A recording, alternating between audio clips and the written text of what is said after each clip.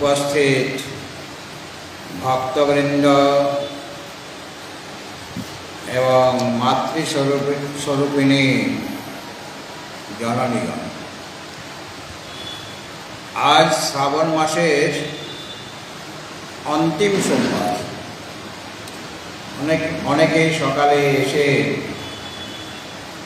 ভগবান শিবের অর্চনা করেছেন, অভিষেক করেছেন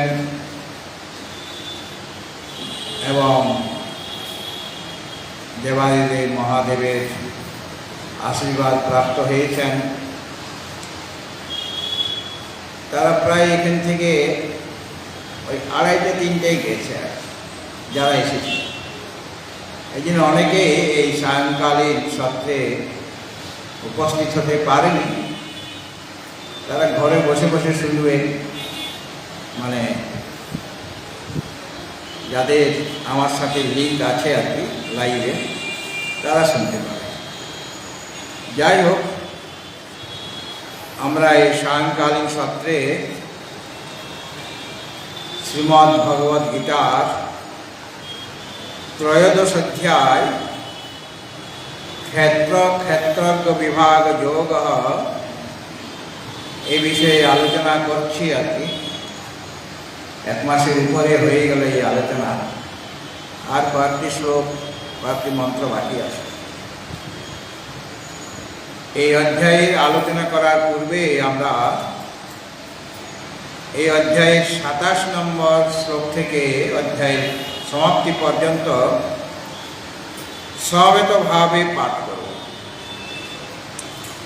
ওম নমো ভগবতে বাসুদেবায়।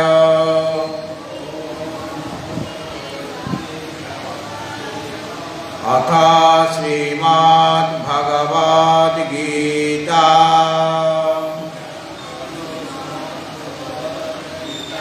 ত্রয়োদশোऽধ্যায়ঃ ক্ষেত্রজ্ঞ বিভাগ যোগঃ। শ্রীভগবানুবাচ সমং সর্বেষু ভূতেষু তিষ্ঠন্तं পরমেশ্বরं বিনাশাস্য বিনাশন্तं য় পশ্যতি স পশ্যতি সমং পশ্যামি সর্বত্র সমবস্থিতমীশ্বরং নাহি নাস্তাত্মনাত্মানং ততো ইয়াতি পরাং গতিম। প্রকৃত্যৈব চ কর্মাণি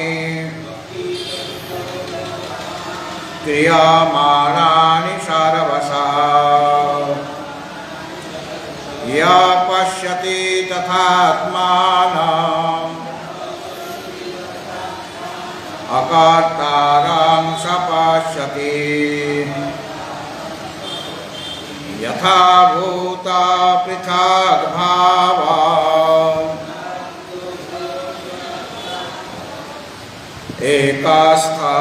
একস্থমনুপশ্যতি তত এব চ বিস্তারং ব্রহ্ম সম্পদ্যতে তদা। অনাদিত্বাৎ নির্গুণত্বাৎ পরমাত্মায়মব্যয়ঃ শরীরস্থোপি কৌন্তেয় ন করোতি ন লিপ্যতে यथा सर्वगतं सूक्ष्मात् आकाशान्नोपलिप्यते। 「あなたの आकाशान्नोपलिप्यते। パリパテ」 यथा सर्वगतं सूक्ष्मात् आकाशान्नोपलिप्यते। 「 यथा सर्वगतं सूक्ष्मात् आकाशान्नोपलिप्यते। あなたの सर्वत्रावस्थितो देहे तथात्मानोपलिप्यते यथा प्रकाशयत्येकः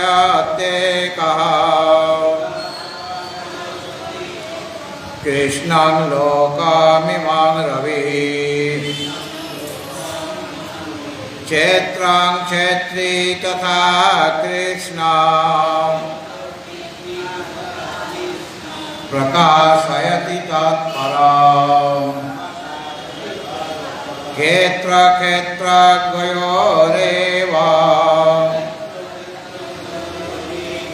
अन्तरङ्गेन चक्षुषा भूतप्रकृतिमोक्षं च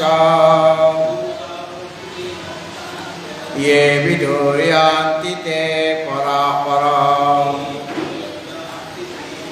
भूतप्रकृतिमोक्षं च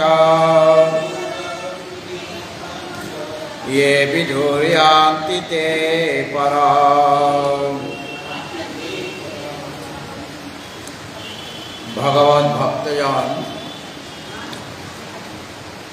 29 নম্বর শ্লোকে বলা হয়েছিল যে প্রকৃতির দ্বারাই সমস্ত কর্ম সম্পাদিত হচ্ছে। প্রকৃতি শব্দের অর্থ হল মায়া বা অবিদ্যা। তার দ্বারা যত শারীরিক কর্ম, বাচিক কর্ম এবং মানসিক কর্ম সমস্ত কিছুই যা যা কর্ম আমরা দেখতে পাচ্ছি এই সংসারে, সব কিছুই সর্বতভাবে প্রকৃতির দ্বারাই সম্পাদিত হয়। অর্থাৎ প্রকৃতি হচ্ছে কর্তা, প্রকৃতি ভোক্তা। যে কর্ম করবে তাকেই ফল ভোগ করতে হবে। এই যে কর্তৃত্ব এবং ভোক্তৃত্ব প্রকৃতির মধ্যে আছে, এটা পশ্যতি, যেটা এটা জানেন যিনি তত্ত্বটি, যে আমি কোনো কর্মের কর্তাও নই, ভোক্তাও নই। প্রকৃতির দ্বারাই সমস্ত কিছু সম্পাদিত হচ্ছে সর্বতভাবে, সর্বপ্রকারে। তাহলে আত্মা কিছু করছেন না, আত্মা নিষ্ক্রিয়, নির্গুণ, নিষ্ক্রিয়। যেহেতু প্রকৃতির দ্বারাই সমস্ত কর্ম সম্পাদিত হয় এবং অজ্ঞানতাবশত প্রকৃতির যে কর্ম সেইগুলি আমরা আত্মাতে আরোপিত করে বলি যে আত্মা কর্তা, আত্মা ভোক্তা, মানে জীবাত্মা কর্তা হয়ে গেল, ভোক্তা হয়ে গেল, বা পরমাত্মা তো কর্তৃত্ব ভোক্তৃত্ব আরোপিত হয়ে যায়। এটা অজ্ঞানীদের চিন্তাধারা। কেন? তারা যেহেতু এখনো অজ্ঞানের অধীন হয়ে আছে, মায়ার অধীন হয়ে আছে, সুতরাং তারা মনে করে যে আমি কর্তা, আমি ভোক্তা। কিন্তু জীবাত্মাও প্রকৃতপক্ষে সেও কর্তা বা ভোক্তা নয়। কেননা প্রকৃতি থেকে সে সম্পূর্ণরূপে ভিন্ন। ক্ষেত্র থেকে জীব সম্পূর্ণরূপে ভিন্ন, এটা তার পারমার্থিক স্বরূপ। এবং এই স্বরূপটি যিনি জেনেছেন তিনি নিজেকে আর কর্তা ভোক্তা বলে মনে করেন না। কেননা অবিদ্যা অবস্থায়, অবিদ্যা যদি থাকে, অজ্ঞানের দ্বারা যদি মোহিত হয়ে যায় কোন জীব, তাহলে পর তার কামনা জাগবে, অবিদ্যাবশত কামনা জাগে মনে, নানা প্রকারের বাসনা জাগে এবং সেই কামনা পূর্ণ করার জন্য জীবকে কর্ম করতে হবে। যে বস্তুগুলি সে চাইছে, কারণ তার তো কামনা বাসনা রয়েছে, তাই সেই বস্তুগুলির প্রতি, যে বস্তুগুলির প্রতি তার কামনা রয়েছে, সেইগুলি লাভ করার জন্য তাকে কর্ম করতে হবে, আর কর্ম করলে তার ফলও ভোগ করতে হবে, তার ফলটা লাভ হবে। আর সেই ফল ভোগ করলে তার সুখ দুঃখ মোহ ইত্যাদি হৃদয়ে লাভ করবে। অর্থাৎ নিজেকে কখনো সুখী, কখনো দুঃখী, কখনো মহৎ এরকম মনে করবে। কিন্তু যিনি জানেন যে বিবেকী পুরুষ, যে প্রকৃতির দ্বারাই সমস্ত কার্য সম্পাদিত হচ্ছে, ক্ষেত্রজ্ঞ যে আত্মা, তার মধ্যে কোনো কর্তৃত্ব নেই, কোনো ভোক্তৃত্ব নেই, আরোপিত হয়ে গেলে অজ্ঞানীরা আরোপিত করে তাকে কর্তা ভোক্তা বলছে। কিন্তু বিবেকী পুরুষ ক্ষেত্রজ্ঞ স্বরূপ আত্মাকে অকর্তা বলে জানেন, অকর্তা হলে তিনি অভোক্তা, এবং নিজেকেও তিনি অকর্তা আর অভোক্তা বলে মনে করেন, যেহেতু তিনি বুঝতে পেরেছেন, অনুভব করেছেন যে ক্ষেত্রজ্ঞ স্বরূপ যে পরমাত্মা, সেই পরমাত্মাই আমার স্বরূপ। পরমাত্মা স্বরূপ থেকে আমার স্বরূপ ভিন্ন কিছু নয়। এর পরবর্তী শ্লোক অর্থাৎ 30 নম্বর শ্লোক, এটাকে আরো বিস্তার করছেন জিনিসটাকে। যদা ভূত পৃথক ভাবম একাস্থামনুপাস্যতে ততা এব চ বিস্তারম ব্রহ্ম সম্পদ্যতে তদা। এই যে প্রকৃতি থেকে সমস্ত কিছু, এই স্থূল শরীর, ইন্দ্রিয়, মন, বুদ্ধি বা যা কিছু দেখছি আমরা, বিষয়, শব্দাদি যে বিষয়, পাহাড় পর্বত, নদী নালা, সব কিছু প্রকৃতির কাজ, মানে মায়ার কাজ। এবং এই যে পদার্থগুলি রয়েছে, পাহাড় আছে, পর্বত আছে, গঙ্গা আছেন, যমুনা আছেন, সরস্বতী আছেন, কত জীব রয়েছে, আরো কত প্রাণী রয়েছে, কত প্রকারের মানব রয়েছে, একজন আরেকজনের থেকে ভিন্ন কিনা, একজন জীব আরেকজন জীব থেকে ভিন্ন, বা এই বস্তুটা, এই শরীরটা ওই শরীর থেকে ভিন্ন, পাহাড়টা নদী থেকে ভিন্ন, বা বৃক্ষলতা পাতা তারা কীট পতঙ্গ থেকে ভিন্ন, সব পদার্থগুলি ভিন্ন ভিন্ন কিনা, একটা নয়, অনেক পদার্থ। তো সত্যিকারের কি ভিন্নতা আছে অথবা নেই? যত পদার্থ আমরা দেখতে পাচ্ছি, যেগুলি এই মায়ার দ্বারা সৃষ্ট হয়েছে, অনেক অনেক পদার্থ, অনেক অনেক বস্তু, সেইগুলিকে আমরা ভিন্ন ভিন্ন বলে মনে করছি।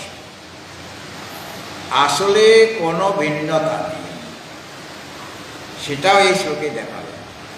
যে মানে বর্তমান শ্লোকে দেখাবেন, পরস্পর যত বস্তু রয়েছে তাদের মধ্যে ভেদ দর্শন হলেও, ভিন্ন ভিন্ন বলে মনে হলেও, আসলে তাদের মধ্যেও অভেদ আছে। সেটা কিরকম, সেটা বলা হচ্ছে এই শ্লোকে। যদা ভূত পৃথক ভাবম একস্থাম অনুপশ্যতি তত এব চ বিস্তারম ব্রহ্ম সম্পদ্যতে তদা। যদা মানে যে সময়ে, যে কালে, ভূত পৃথক ভাবম, এই স্থাবর জঙ্গমাত্মক যত ভূত রয়েছে, মানে সৃষ্ট পদার্থ রয়েছে, সব কিছুই জড় কিনা, জড় মানে অচেতন। স্থাবর জঙ্গমাত্মক যত ভূত রয়েছে, অর্থাৎ যত জড় বর্গ রয়েছে, জড় পদার্থ রয়েছে, সবগুলি ভিন্ন ভিন্ন ভাবের দ্বারা তাদের পৃথকত্ব আছে, বস্তু ভিন্ন ভিন্ন। এই জন্য ওগুলি যেহেতু আলাদা আলাদা, বস্তুগুলি সব আলাদা আলাদা, তাদের মধ্যে পৃথকতা আছে, বস্তুগুলির মধ্যে পরস্পর ভিন্নতা আছে। কিন্তু এই যে পৃথকতাকে, এই পৃথক যে ভাবম, ভূত সময়ের যে ভিন্ন ভিন্ন ভাব, অর্থাৎ তাদের যে পৃথকতা, সেটা একস্থম অনুপশ্যতি, একের মধ্যে অনুপশ্যতি মানে দর্শন করেন। দর্শন শুধু পশ্যতি বলে দিলেই হতো, অন্য এই উপসর্গটা লাগালেন কেন? এরকম যারা পশ্যতি মানে দর্শন করে, দর্শন আর অনুদর্শন, চিন্তন আর অনুচিন্তন পার্থক্য আছে। একটা দেখা মানে আমি নিজের মতো করে দেখছি, সেটা শুধু দর্শন হলো, আমি দেখছি। কিন্তু সেই জিনিসটা কিভাবে দেখতে হবে সেটা যদি শাস্ত্র মুখ থেকে জেনে নিই, গুরু মুখ থেকে জেনে নিই যে এই বস্তুটা কিভাবে দেখব। বৈজ্ঞানিকগণ তারা কিভাবে একটা বস্তুকে বিশ্লেষণ করবেন, কিভাবে দেখবেন, তার যারা ছাত্র রয়েছে, শিখছে সেই সমস্ত জিনিস সেই বৈজ্ঞানিকের কাছ থেকে, তারা তো তাকে হাতে কলমে দেখাবেন যে এটা এইভাবে, এই যন্ত্রের সাহায্যে এটাকে এইভাবে দেখতে হবে। আলোর গতিবেগ কত, শব্দের গতিবেগ কত, ওইগুলি তারা, আমরা কি দেখতে পাচ্ছি, কিন্তু তার ছাত্ররা দেখতে পাবে। সেই যন্ত্রের সাহায্যে তারা সেটাকে দর্শন করুন বলে সেটা হলো অনুদর্শন। সেরকম আধ্যাত্মিক জগতে আমি একটা জিনিস কিভাবে দেখব, কি রূপে দেখব, একটা মানুষ দেখছি তাকে কি রূপে দেখব, সেটা শাস্ত্র আর গুরু বলে দেবেন, দর্শন করার পদ্ধতি বলে দেবেন।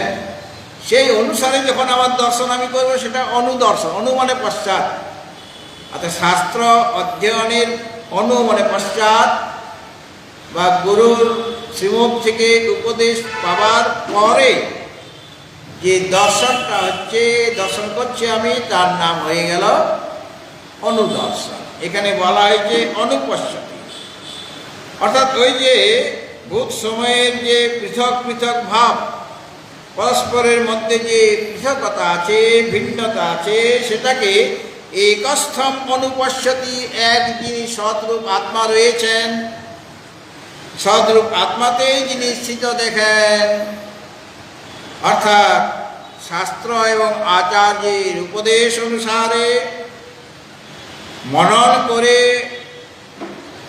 তিনি বুঝতে পারেন যে আত্মৈব ইদং সর্বম, অতএব সব কিছু আত্মাই। শাস্ত্র বলছেন, ছান্দোগ্য উপনিষদ, সেই ছান্দোগ্য উপনিষদ তিনি অধ্যয়ন করেছেন, গুরু মুখ থেকে শুনেছেন। তো আত্মৈব ইদং সর্বম, এই কথাটা উপনিষদে বলা হয়েছে। অর্থাৎ এই যা কিছু তুমি দেখছ সব আত্মাই, আত্মায়েব ইদং সর্বম আত্মায়েব। এই সমস্ত যা কিছু জগৎ দেখছ, যা কিছু বিষয় দেখছ, সব কিছু আত্মায়। এইভাবে পৃথক পৃথক যে বস্তু মধ্যে যে এক যে আত্মস্বরূপ, সে আত্মস্বরূপে তাদের স্থিতি আছে, অর্থাৎ সকলে ওই এক আত্মাতেই স্থিত আছে।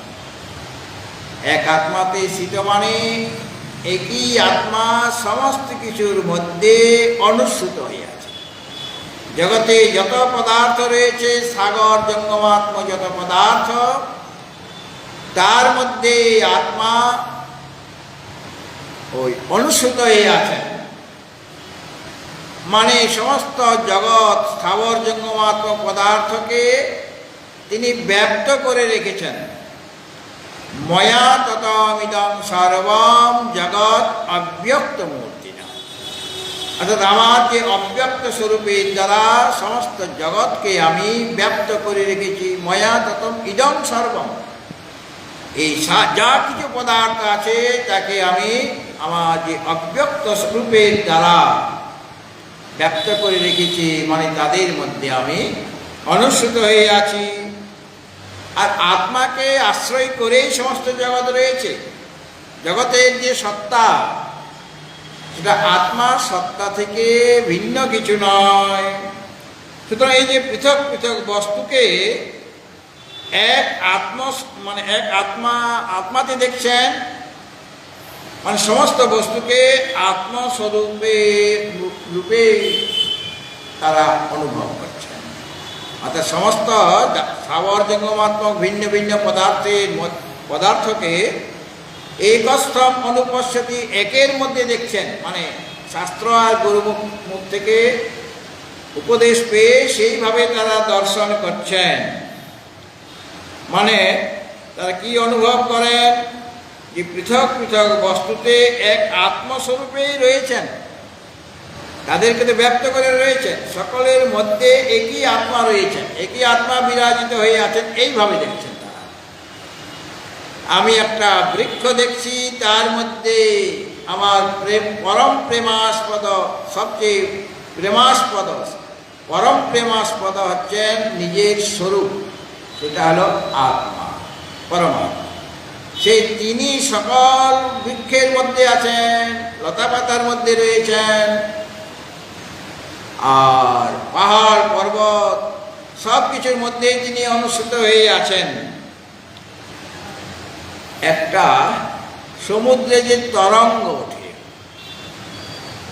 ওই তরঙ্গগুলি কাকে আশ্রয় করে রয়েছে? সমুদ্রকে। তরঙ্গ কত, একটার পর একটা তরঙ্গ উঠছে, একটা তরঙ্গ থেকে আরেকটা তরঙ্গ ভিন্ন। সমুদ্রে অনেক তরঙ্গ ছাড়া সমুদ্রে দেখা যাচ্ছে, সবসময় তরঙ্গ উঠছে। তরঙ্গগুলি কোথায় স্থিত হয়ে আছে? এই একস্থম, এক যে সমুদ্রকে আশ্রয় করে সমস্ত তরঙ্গ। আর তরঙ্গগুলির আসল স্বরূপ কি? এক একটা তরঙ্গ সমুদ্র স্বরূপ, কারণ তরঙ্গের মধ্যেও জল আছে। ওই তরঙ্গের যে জল বা তরঙ্গ সমুদ্রকে আশ্রয় করে রয়েছে, সমুদ্রেই স্থিত আছে। আর যে ভিন্ন ভিন্ন তরঙ্গ উঠছে, সব তরঙ্গের মধ্যেই জল আছে। আর সবগুলি তরঙ্গ সমুদ্রের মধ্যে স্থিত হয়ে আছে, সমুদ্রকে আশ্রয় করেই হচ্ছে। আর সমুদ্র প্রত্যেকটা তরঙ্গের মধ্যে অনুষ্ঠিত হয়ে আছে কিনা? প্রথম তরঙ্গের মধ্যেও সেই সমুদ্রই, কারণ তরঙ্গটা সমুদ্র ছাড়া তার কিছুই নয়। দ্বিতীয় তরঙ্গের মধ্যেও সেই সমুদ্র, একই সমুদ্র রয়েছেন। যত আমি তরঙ্গ দেখি, সমস্ত তরঙ্গের মধ্যে একই সমুদ্র রয়েছে। আর তরঙ্গগুলির মধ্যে যেমন জল, মানে সমুদ্র ছাড়া সেটা কিছুই নয়। তাহলে এত এত যে তরঙ্গ, যেগুলিকে আমি ভিন্ন ভিন্ন বলে মনে করছি, সেগুলি কি তাহলে ভিন্ন হলো? সব তরঙ্গগুলি তো সমুদ্র স্বরূপ। কাজে তরঙ্গের মধ্যে, তরঙ্গ সকলের মধ্যে যে ভিন্নতা আমি দেখি, এই একটা ঢেউ, বিরাট ঢেউ আসছে, এটা ছোট ছোট ঢেউ আসবে, এরকম আমরা বলি। তো তরঙ্গগুলি ভিন্ন ভিন্ন বলে মনে হলেও সবেই সমুদ্র স্বরূপ। কাজেই তরঙ্গদের মধ্যে আসলে কোনো ভিন্নতা নেই। সেরকমভাবে স্থাবর জঙ্গমাত্মক যত পদার্থ দেখছি, সব তো আত্মা এবৈদং সর্বম, এই সমস্ত কিছু আত্মাই, আর আত্মাকে আশ্রয় করেই রয়েছে। একস্থম অনুপশ্যতি, এক যে সচ্চিদানন্দ স্বরূপ আত্মা, তাকেই আশ্রয় করেই আসলে প্রকৃতির থেকে যে এই সমস্ত শরীর, ইন্দ্রিয়, মন, বুদ্ধি হচ্ছে, বা এই সম্পূর্ণ বিশ্ব প্রপঞ্চ সৃষ্টি হচ্ছে, প্রকৃতি তার নিজের ক্ষমতায় কি এগুলি সৃষ্টি করতে পেরেছে? প্রকৃতির ক্ষমতা নেই। সেই জড়, সে পরমাত্মাকে আশ্রয় করে, তাকে অধিষ্ঠানে রেখে, তাকে আশ্রয় করে, তার চেতনের দ্বারা চেতনায়িত হয়ে ওই প্রকৃতি থেকে এই সমস্ত কার্যাবলী হচ্ছে। এটা আমরা দেখি, শাস্ত্র অর্জন করে জানতে পারি। এবং ওই যে নানা রকম কার্য, সে মানে প্রকৃতি তো আশ্রয় করে রয়েছে পরমাত্মাকে। তার যত কার্য, প্রকৃতি থেকে যা কিছু দেখছি, শরীর, ইন্দ্রিয়, মন বা আরো স্থাবর জঙ্গমাত্মক পদার্থ, কারণ আর কার্যের মধ্যে অভেদ। সুতা থেকে বস্ত্র তৈরি হচ্ছে, তাহলে ওই যে বস্ত্রটার মধ্যে সুতা আছে কিনা, আমি যদি বস্ত্রতে হাত দিই তাহলে কোথায় আমার হাতটা লাগবে? সুতাতেই লাগবে। যেখানে এই বস্ত্রটা যে কোনো জায়গায় যদি হাত দিই, সুতায় সুতা। মাটি থেকে ঘট হয়েছে, তো মাটিটা থেকে যখন ঘটটা হলো তখন মাটিটা কোথায় গেল? এখন তো আমি ঘট দেখছি, মাটিটা দেখতে পাচ্ছি না। বলে ঘটের যেখানে হাত দিবে সেটাই মাটি, তাহলে মাটিটা কোথায় আছে? ওই ঘটের মধ্যে। মাটি আর ঘটের মধ্যে কোনো পার্থক্য নাই। হ্যাঁ, সেরকম প্রকৃতি আর প্রকৃতির কার্য, যেমন মাটি আর ঘটের মধ্যে কোনো পার্থক্য নেই, সেরকম প্রকৃতি আর প্রকৃতির কার্য, অবিদ্যা আর অবিদ্যার কার্য সবগুলি ক্ষেত্রের মধ্যেই এসে যাচ্ছে। সে প্রকৃতি আবার আশ্রয় নিয়েছেন, সান্নিধ্যে রয়েছেন সৎস্বরূপ আত্মা। সুতরাং যেমন সমুদ্র থেকে যে তরঙ্গগুলি সৃষ্টি হচ্ছে, এই তরঙ্গের মধ্যে ভিন্ন ভিন্ন ভাব আমার এসে যায়, পৃথক পৃথক, এরা সব পৃথক পৃথক, কিন্তু আসলে সমস্ত তরঙ্গগুলি পরস্পর ভিন্নতা নেই এবং সবগুলি সমুদ্র স্বরূপ। আসলে তরঙ্গটাও সমুদ্র, সমুদ্রের একটা আকার হয়ে গেলে যখন এরকমভাবে ঝড়ের বায়ু, প্রবল বায়ুতে সে আন্দোলিত হচ্ছে, তখন সমুদ্রের একটা আকার হয়ে গেল, তাকে আমি তরঙ্গ বলছি। সেরকমভাবে পরমাত্মা থেকেই সব কিছু হয়েছে। প্রকৃতি দ্বারাই যদিও হচ্ছে, কিন্তু তিনি অধিষ্ঠানে রূপে না থাকলে তো প্রকৃতি থেকে কোনো কিছু উৎপন্ন হতো না। কাজে সব কিছুই তার থেকেই, সমস্ত কিছুর বিস্তার। তত এবচ বিস্তারম, তত মানে সেই যে অদ্বিতীয় যে আত্মা, যে আত্মাতে এই ভূত সকলে স্থাবর জঙ্গমাত্মক পদার্থ, ভিন্ন ভিন্ন পদার্থকে একে স্থিত দেখতে হবে, যে পরমাত্মাতে স্থিত দেখেন বিবেকী পুরুষগণ, অনুভব করেন, সেই যে সৎস্বরূপ আত্মা, তার থেকেই তত এবচ মানে সেই পরমাত্মা থেকেই বিস্তারঞ্চ, বিস্তার দেখছেন। অর্থাৎ যা কিছু আমরা দেখছি সব পরমাত্মা থেকেই আসছে। সৃষ্টি স্থিতি লয় সব কিছু পরমাত্মা থেকে হচ্ছে, কেননা তিনি না থাকলে প্রকৃতির সাধ্য নেই যে জগতের সৃষ্টি স্থিতি লয় করবে। এই জন্য বলা হলো তত এবচ বিস্তারম, সেই অদ্বিতীয় আত্মা থেকেই এই যে ভূত সকল স্থাবর জঙ্গমাত্মক যত পদার্থ আছে, যত পৃথক পৃথক অর্থাৎ নানা বস্তু রয়েছে, এইগুলির বিস্তার হয়েছে। মানে এসেছে কোথা থেকে? বিস্তার মানে আত্মা থেকে এইগুলি সব এসেছে, এগুলি আমরা দেখতে পাচ্ছি। অর্থাৎ আত্মা থেকে স্থাবর জঙ্গমাত্মক যত পদার্থ, তাদের যে ভিন্নতা, সব কিছু এই পরমাত্মা থেকেই তাদের বিস্তার মানে উৎপত্তি হয়েছে। ছান্দোক্য উপনিষদে এটাকে আরো বিস্তারিতভাবে বলা হয়েছে যে আত্মতা প্রাণ, আত্মা থেকেই প্রাণ সৃষ্টি হয়েছে। এই যে প্রাণ আমাদের মধ্যে আছে বা বায়ু আছে, আত্মতা প্রাণ, আত্মা থেকে প্রাণ সৃষ্টি হয়েছে।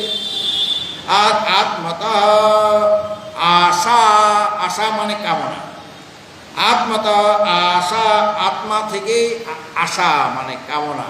এই যে আমাদের যে কামনা বাসনা সব আত্মা থেকেই হয়েছে। আর আত্মতা স্মর, স্মর শব্দের অর্থ হল সংকল্প, বা ওই আশা মানে যদি আকাঙ্ক্ষা ধরি তাহলে স্মর শব্দের অর্থ কামনা বলা যেতে পারে। আর অনেক জায়গায় স্মর বলতে আত্মতা স্মর, স্মর মানে সংকল্প, মানে কামনা জাগলেই সংকল্প জাগবে সেই বস্তুকে লাভ করার জন্য, বা কামনার ইচ্ছা জাগবে। আর আত্মত আকাশ, আত্মা থেকেই আকাশের উৎপত্তি হয়েছে। আত্মত তেজ, তেজ মানে অগ্নি, আত্মা থেকেই হয়েছে। আর আত্মত আপ, আপ মানে জল, আত্মা থেকেই জল হয়েছে। আর আত্মত আবির্ভাব তিরুভাব, তিরুভাব, আত্মা থেকে এই আবির্ভাব হচ্ছে আর তিরোভাব হচ্ছে। আত্মা থেকে আবির্ভাব তিরোভাব। আত্মা অন্নম, অর্থাৎ আত্মা থেকে প্রাণ, আত্মা থেকে আশা, আশা মানে আকাঙ্ক্ষা, আত্মা থেকে কামনা, আত্মা থেকে সমস্ত কিছু প্রকট হচ্ছে। আত্মা থেকে ওই আত্মা থেকে যেমন বলা হয়েছে এখানে যে আত্মা থেকে যে আকাশ, তেজ, জল, এগুলি সব আত্মা থেকে এদের আবির্ভাব হচ্ছে, তিরোভাব হচ্ছে, আত্মা থেকে সমস্ত কিছু হচ্ছে।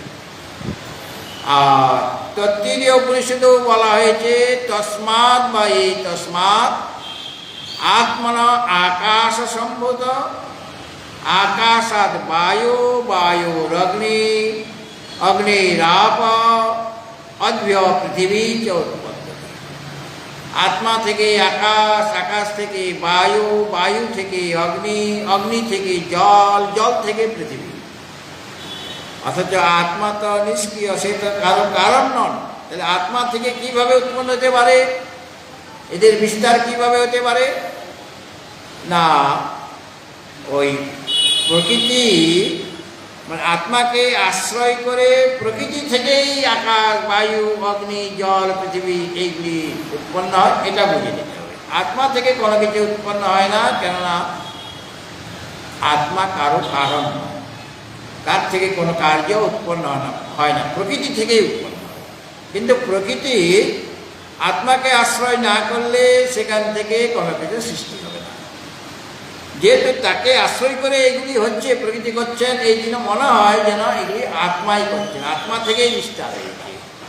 এই জন্য বলা হলো ওই ছান্দোক্য উপনিষদে আত্মত প্রাণ, আত্মত আশা, আত্মত স্মর, আত্মত আকাশ, সেরকম আত্মত তেজ।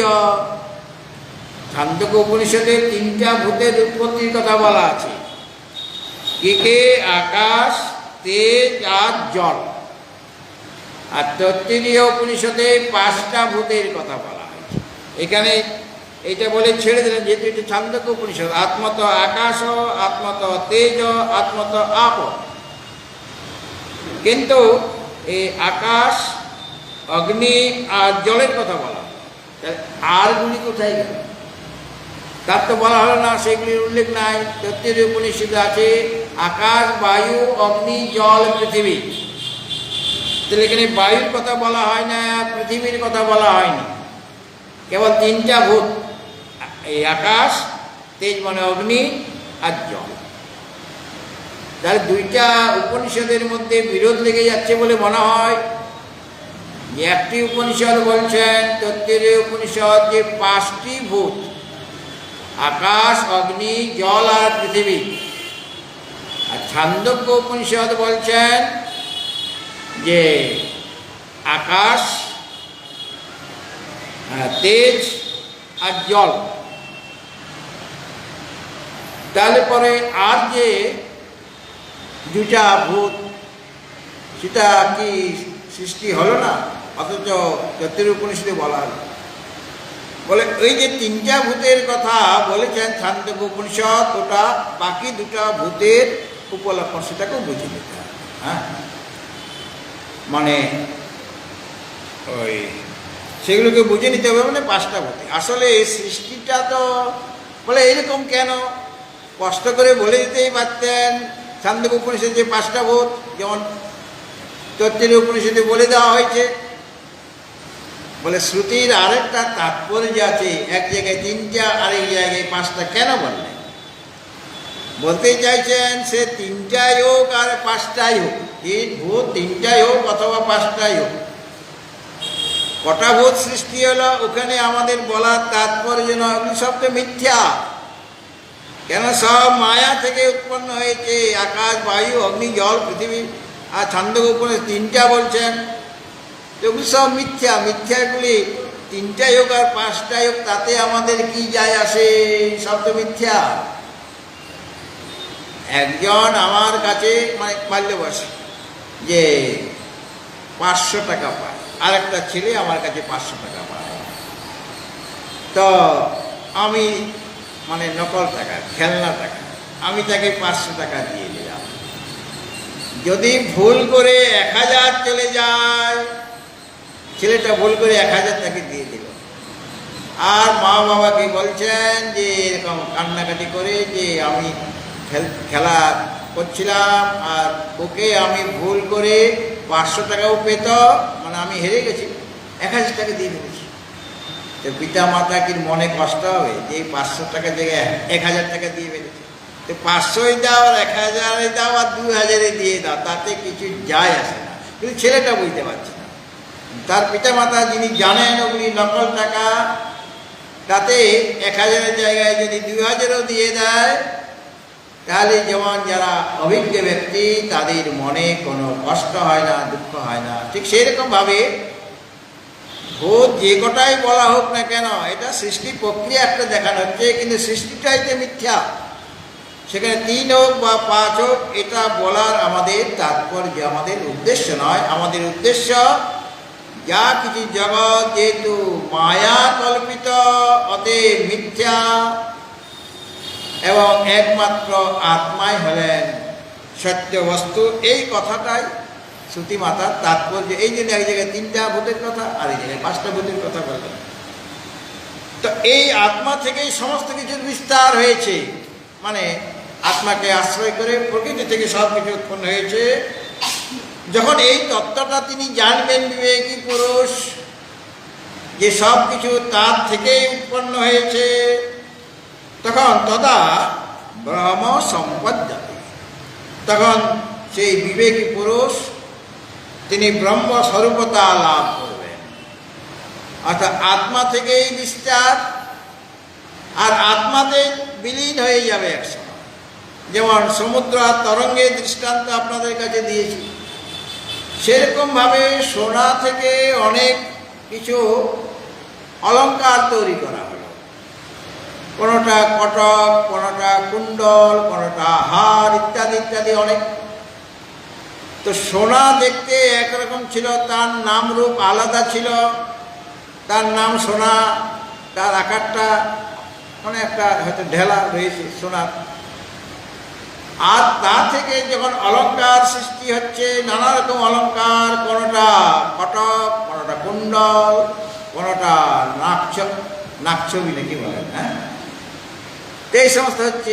তাদের নাম আলাদা হয়ে যাচ্ছে, রূপ আলাদা হয়ে যাচ্ছে, কিন্তু ওই অলঙ্কারগুলি পরস্পর ভিন্ন বলে মনে হচ্ছে কিনা, কুণ্ডল থেকে হারটা আলাদা কিনা, আলাদা বলেই তো আপনি হারটা গলায় ধারণ করছেন আর কুণ্ডলটা আপনি কানে দিচ্ছেন, কারণ দুইটা জিনিস আলাদা। কুণ্ডল থেকে হারটা ভিন্ন, তাদের নাম রূপ আলাদা, তাদের কাজ আলাদা। একটা কণ্ঠে ধারণ করার জন্য, একটা কুণ্ডলে ধারণ করার জন্য, কোনোটা আবার সে হাতে পরে সোনার জিনিস পরে কিনা, সেটার একটা নাম আছে, আপনারা জানেন কিনা, হ্যাঁ, সেটাও সোনার, পরস্পর ভিন্ন। যত অলঙ্কার সব পরস্পর ভিন্ন। আর আপনি কুণ্ডলে হাত দেন, সোনাতে হাতটা লাগবে কিনা। আপনি হারে হাত দেন, হার মানে হারের একটি সংস্কৃত নাম আছে চামিকরণ, প্রসঙ্গক্রমে বলে যায়। এটা আমাদের বেদান্তে ওই শব্দটা রয়েছে, একটা পর্যায়বাচক শব্দ, চামিকরণ বা গলার হার, কণ্ঠহার। সে হারে হাত দিলেন, কোথায় আপনার হাতটা লাগলে, সোনাতে লাগবে কিনা। অলঙ্কারে যেমন লাগছে সোনাতেও লাগছে। আর বলয়ে হাত দিলেন, সেটা একটা অলঙ্কার, হাতটা কোথায় পড়লো, সোনাতে। তো সোনা হিসাবে সব এক কিনা, কুণ্ডলও যা, আর হারও তাই, আর বলয়ও তাই, সোনা হিসেবে সব সোনা। কিন্তু ওই যখন অলঙ্কার তৈরি হয়ে গেল তখন নামরূপ ভিন্ন ভিন্ন হওয়াতে তাদের মধ্যে ভিন্নতা দেখা যাচ্ছে। কিন্তু আসলে কি তাদের মধ্যে কোনো ভিন্নতা আছে? সব তো সোনা, সব যত অলঙ্কার হয়েছে সোনা থেকে সব সোনা, ভিন্নতা তাদের মধ্যে নেই। গুরুদেব একটা গল্প বলতেন পাঠের মধ্যে, আপনারা হয়তো শুনে থাকেন। একজন সাধু বাবা, তিনি গণেশের মানে সাধক, গণেশের পূজা করেন, গণেশ মন্ত্রে দীক্ষিত সাধু বাবা। তো তার সোনার একটি গণেশ আছে, আর গণেশের বাহনকে না ইঁদুর, তাই না? তো সোনার ইঁদুরটাও সোনার।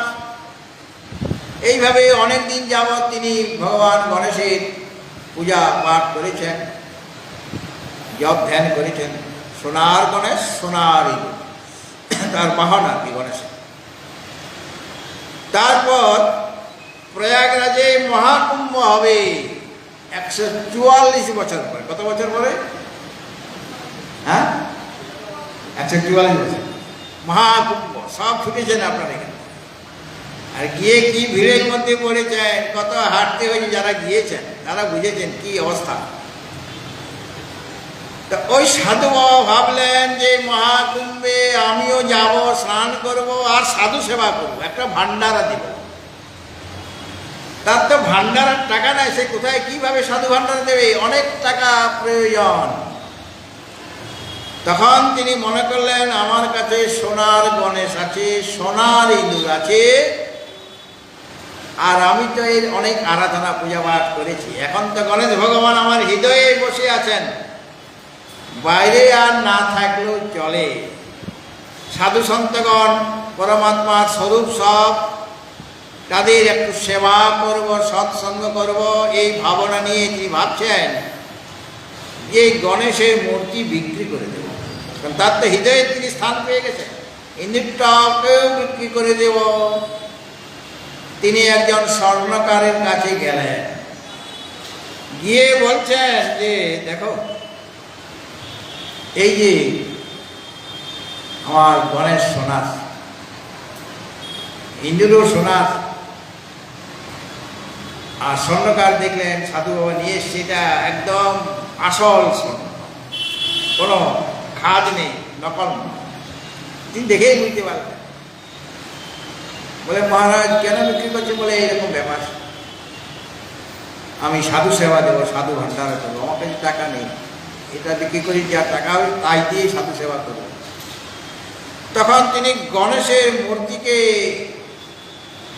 করলেন, বসালেন এতে তাদের যে মাপযন্ত্র আছে, আর তার সাথে ইঁদুরটাকেও বসিয়ে দিয়েছি। বলে করছেন কি? ইঁদুরটাকে আলাদা ওজন করবেন, গণেশকে আলাদা ওজন করুন। বলে কেন গণেশের ওজন আলাদা করব, ইঁদুরের ওজন আলাদা করব কেন?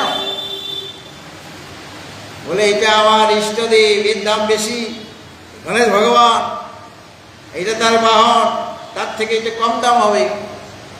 আমার ইষ্টদেবের সোনা, সেটা তো দাম বেশি, সেই সোনাটার দাম বেশি, আর এই সোনাটার দাম কম হবে। কাজে গণেশ ভগবানের আলাদা করো ওজন, আর ইঁদুরটার ওজন আলাদা করো।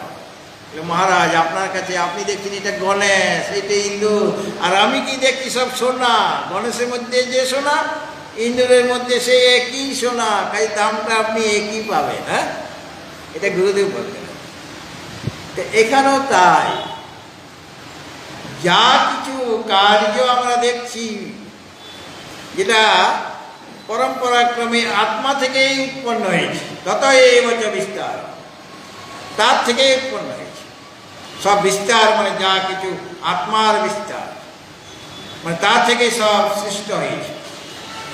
সুতরাং সাধারণ দৃষ্টিতে মনে হতে পারে এগুলি সব ভিন্ন ভিন্ন, এটা গণেশ, এটা ইঁদুর।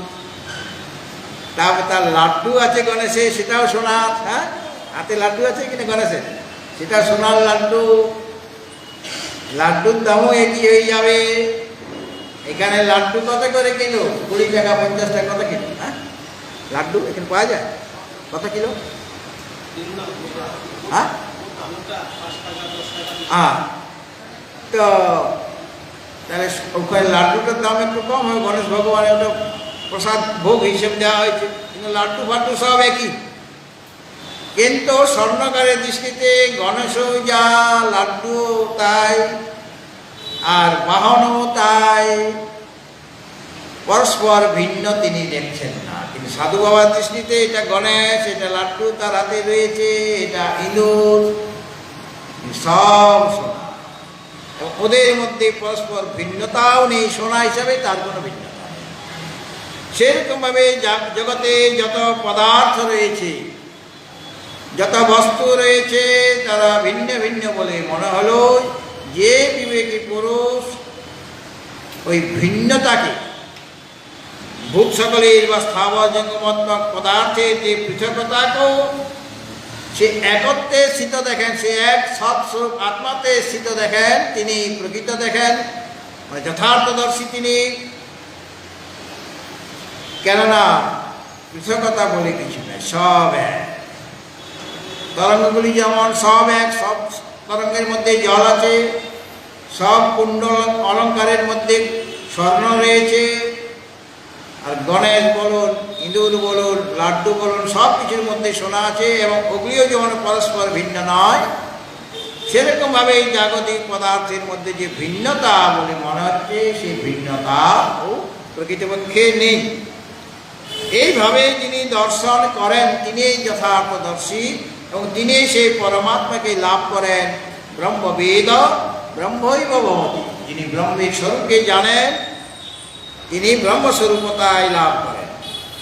ঈশোপনিষদে বলা হয়েছে, ইয়স্মিন সর্বাণি ভূতানি আত্মৈবা ভূতবিজানতা তত্র কো মোহ কা শোকা একত্তামনুপশ্যত।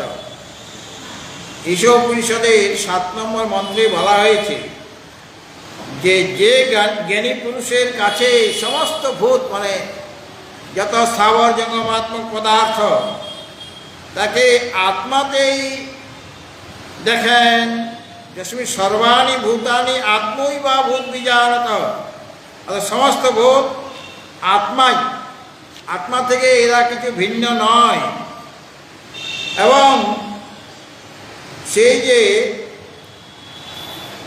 সেই সময়ে সে একত্ব লাভ করে, অর্থাৎ সমস্ত ভূতকে স্থাবর জঙ্গমাত্মক পদার্থ সব আত্মাই, যেটা আত্মই বা ইদম সর্বম বলা হয়েছিল, আত্মাই সব কিছু।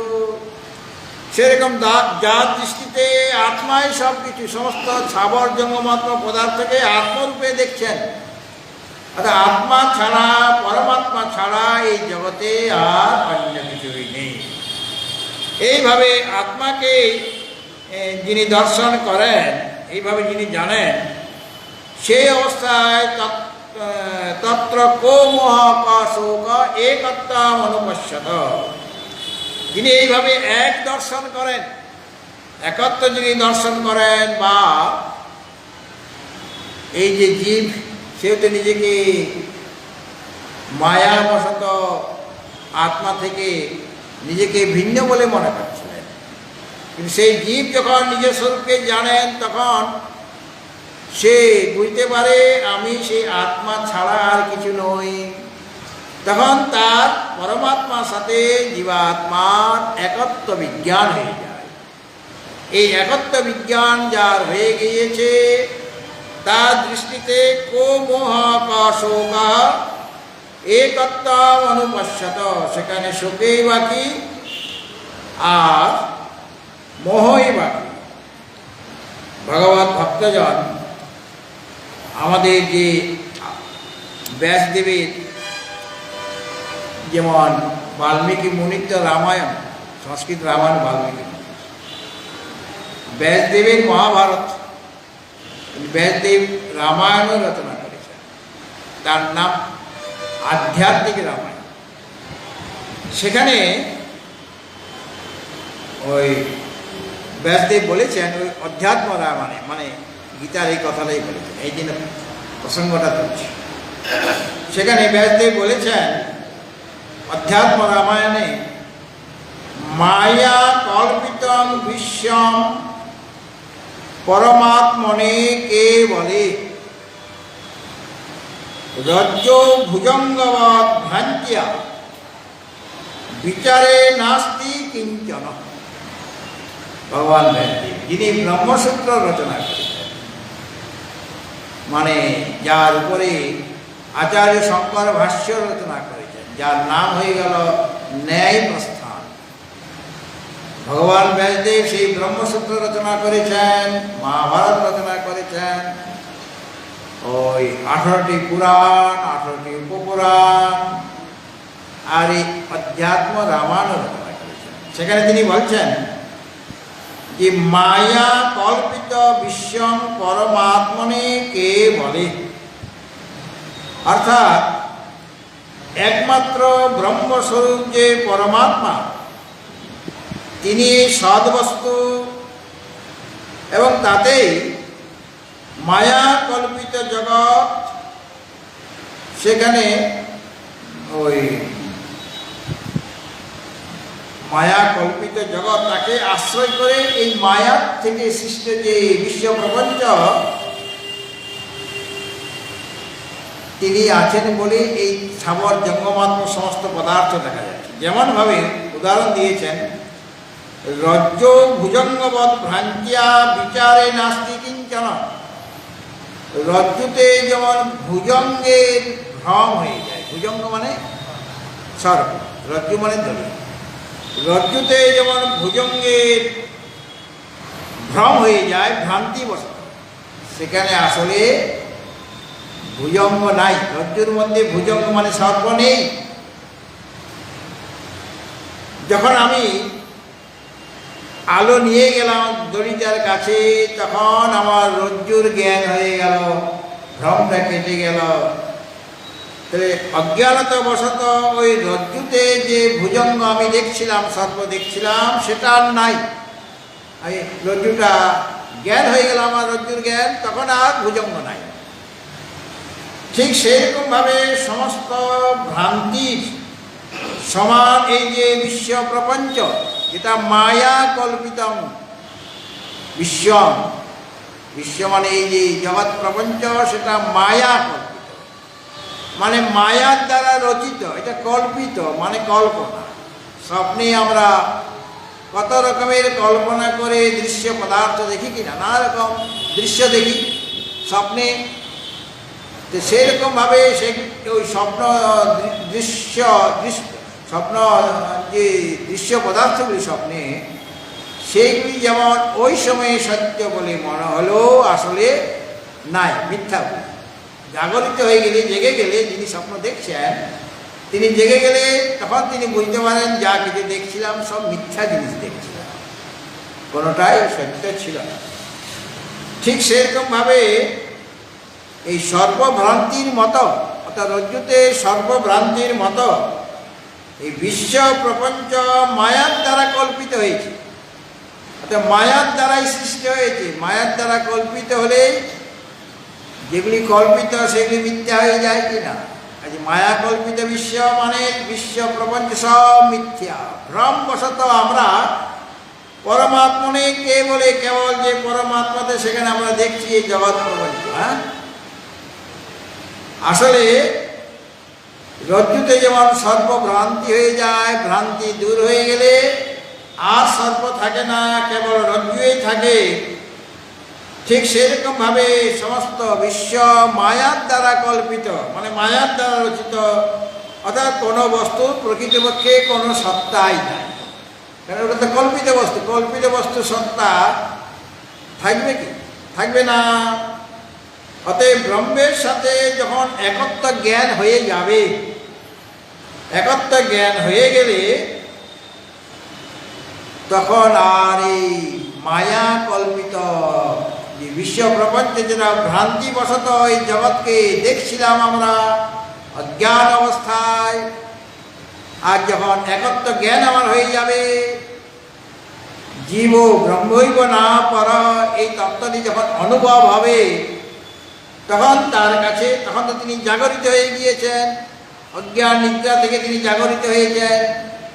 তার দৃষ্টিতে মায়া কল্পিত জগৎ, যেটা ভ্রমবশত এতদিন দেখছিলাম, আসলে সেটার কোনো সত্তাই নেই। যেমন রজ্জুর জ্ঞান হয়ে গেলে সর্বভ্রম দূর হয়ে যায়, সেরকমভাবে সৎস্বরূপ আত্মার জ্ঞান হয়ে গেলে, অনুভব হয়ে গেলে, ওই মায়া কল্পিত যে বিশ্ব, তাকে ভ্রমবশত আমি বিশ্ব দেখছিলাম, মানে অধিষ্ঠানকেই আমরা বহুরূপে দেখছিলাম, সর্বকে, রজ্জুকে আমরা বহুরূপে দেখতে পারি।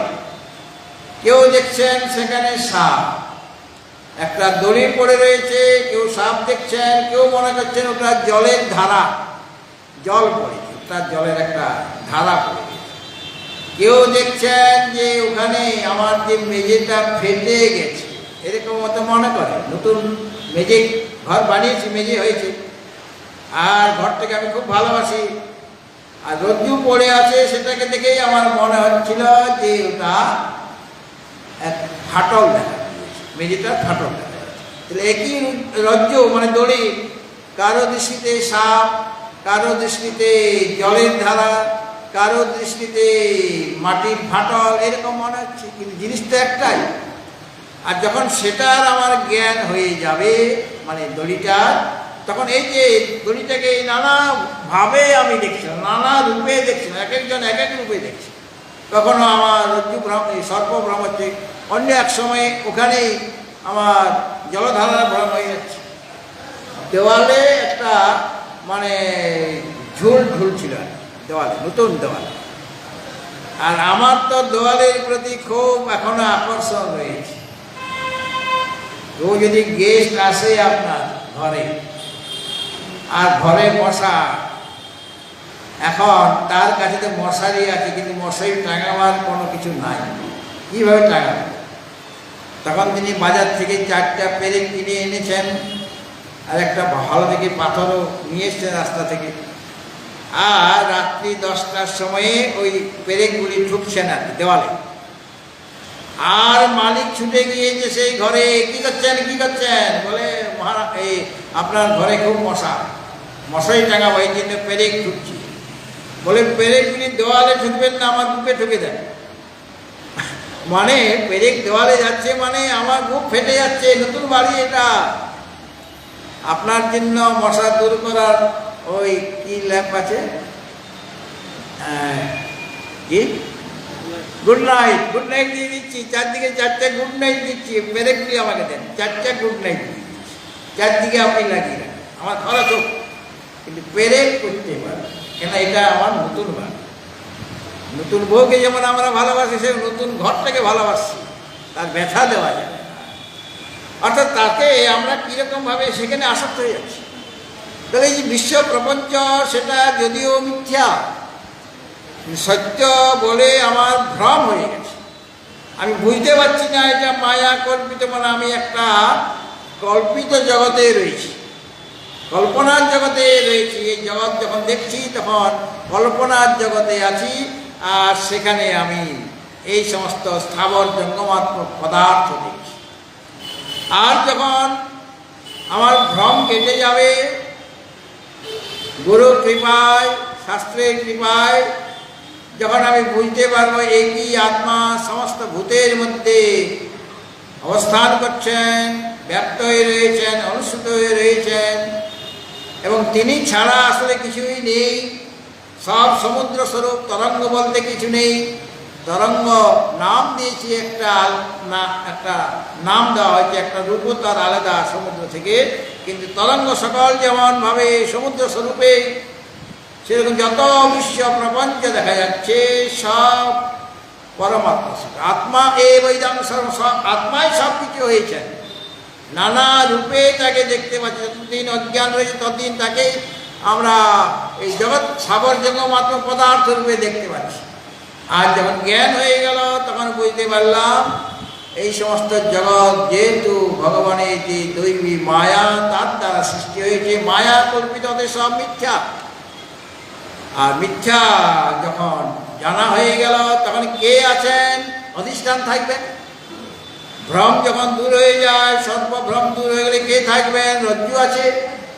সেরকম আমার মিথ্যা ভ্রম দূর হয়ে গেল, তখন আর বিশ্ব প্রপঞ্চ আমার কাছে নেই, কল্পনা থেকে আমি উঠে এসেছি, মানে জ্ঞান লাভ করেছি। তখন আর সেই বিবেকী পুরুষের কাছে আর স্থাবর জঙ্গমাত্ম পদার্থ নেই। কে আছেন? সেই এক যে তত্ত্ব, একম এই অদ্বিতীয়ম, নির্গুণ নিরাকার নিষ্ক্রিয় যে আত্মা, তিনি আছেন, তিনি ছাড়া আর কিছুই নেই। এই জন্য বলছেন বিচারে নাস্তি কিঞ্চন। যদি বিচারপূর্বক দেখা যায় তাহলে এই স্থাবর জঙ্গমাত্ম যে পদার্থ, ভিন্ন ভিন্ন পদার্থ, ওগুলি আর কিছুই থাকবে না।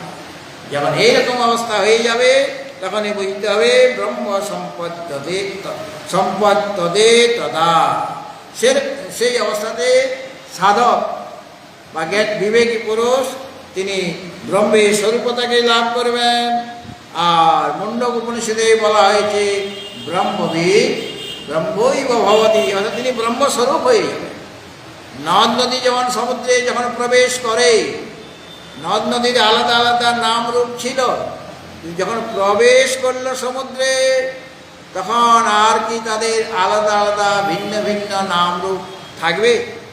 গঙ্গা যাচ্ছেন, যমুনা যাচ্ছেন, সরস্বতী, সিন্ধু, কাবেরী সব চলে যাচ্ছে, নর্মদা। তখন আর নর্মদাও নাই, সিন্ধুও নাই, কাবেরীও নাই, গীতা আর কিছুই নেই। সেরকম ভাবে বিবেকী পুরুষের দৃষ্টিতে তার কাছে জগৎ নেই।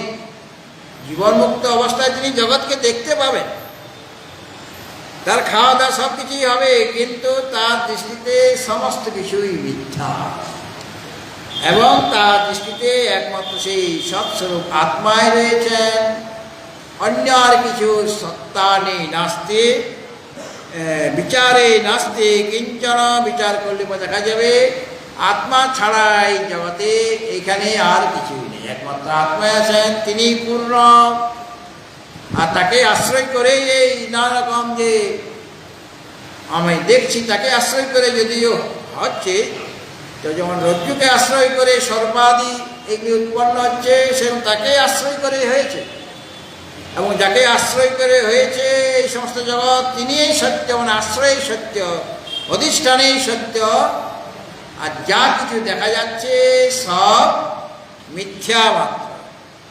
ভগবত ভক্তজন ওই সিনেমা হলের দৃষ্টান্ত দিচ্ছে, ওই সাদা যে বস্ত্র, যেটাকে স্ক্রিন বলে না, সেটা সাদা একটা কাপড়, সেখানে কত রকমের দৃশ্যাবলী দেখা যাচ্ছে, কিন্তু